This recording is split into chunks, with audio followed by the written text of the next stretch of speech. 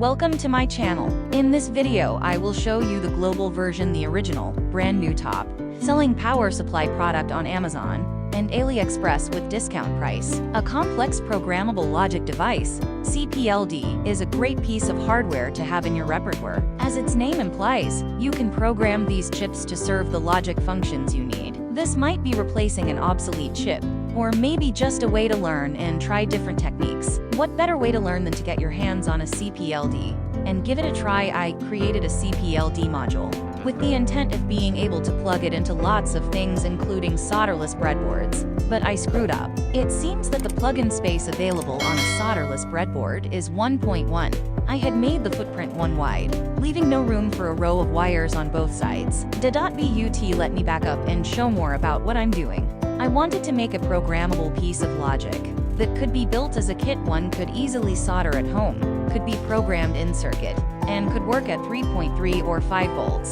The onboard oscillator is included, so that the CPLD can do things statefully and create fast counters on its own, without the need for an external clock. If an external clock is available, the higher speed clock on the module can be used to create a clock event on each rising or falling edge of the external clock, and still abide by the guidelines for CPLD FPGAs that says that you really should use the internal global clock network and not drive a clock input asynchronously. This oscillator is rated for a supply voltage between 1.8 and 5.5 volts. If you watch the video, you will see me discuss my personal preference for how I treat the enable-in pin on an oscillator. Simply put, I tend to leave it floating after I check with the spec sheet that doing so is legal.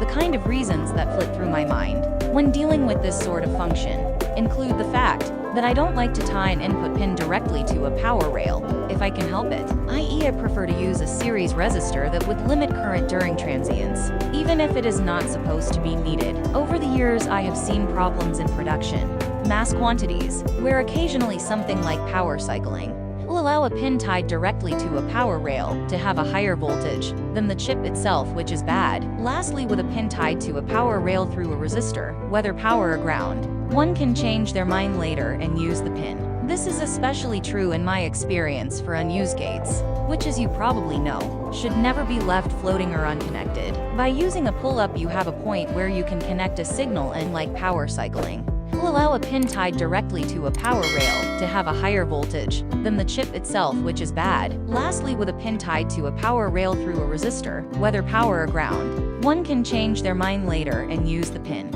This is especially true in my experience for unused gates, which, as you probably know, should never be left floating or unconnected. By using a pull-up, you have a point where you can connect a signal and use the gate without having to cut copper. Traces. The 10-pin connector and a handful of resistors comprise the programming circuit. If all of the resistors were pull-ups, I would use a resistor network. Alas, 1 is to ground. To do a copper pour for ground, and sometimes power, as long as the board lends itself to it. Sometimes the pour gets so broken up that it may actually induce issues or just be sloppy in the end result. So again, a copper pour is a tool, but needs to be managed. Many, if not most, CAD packages these days include a 3D view of the end product. Though the accuracy of the image, it is only as accurate as the 3D models used to represent the parts. Here it can see where I select 3D model for the 44-pin socket, the programming connector, and the oscillator. Here are some of the 3D packages I like to use of utilities that rely on boundary scan description language, BSDL, to create the symbol. Most of the big vendors have BSDL files available for their mainstream parts, and these allow you to create symbols and footprints semi-automatically. Like any piece of automation, it needs to be treated like a tool and may need further massaging for best results. In this case, I let it list the pins alphabetically, which is almost random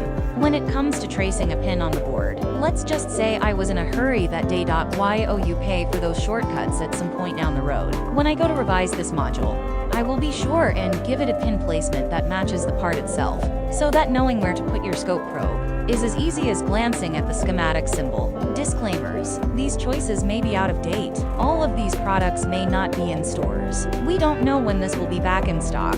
You need to go Top Power Supply 2023 review link to see the most recent updates to the list. Thank you for watching. Please subscribe to this channel.